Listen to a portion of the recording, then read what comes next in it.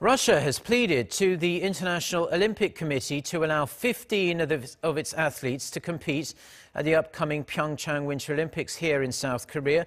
This comes after the Court of Arbitration for Sport overturned their lifetime bans for anti-doping violations at Sochi 2014. Park Ji-won with more.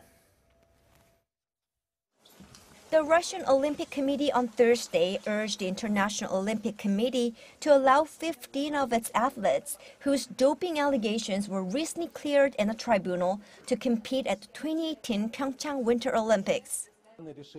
This decision by the Court of Arbitration for Sport means the charges of violating anti-doping rules have been lifted from Russian athletes. So the IOC has to go back to considering the invitation of these athletes to take part in the Olympic Games. This move comes as the Court of Arbitration for Sport said Thursday that the sanctions against 28 out of 39 Russian athletes for charges of anti-doping violations had been annulled, as the body had found insufficient evidence that the athletes were guilty. The charges against the other 11 athletes were upheld. This does not mean that these 28 athletes are declared innocent, but in their case, due to insufficient evidence, the appeals are upheld, the sanctions annulled, and their individual results achieved in Sochi are reinstated.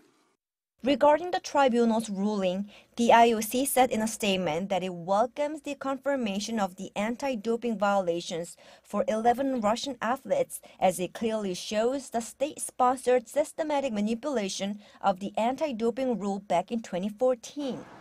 However, it said it regretted that the panel did not acknowledge the violations for the other 28 cases, expressing concerns for the future fight against doping.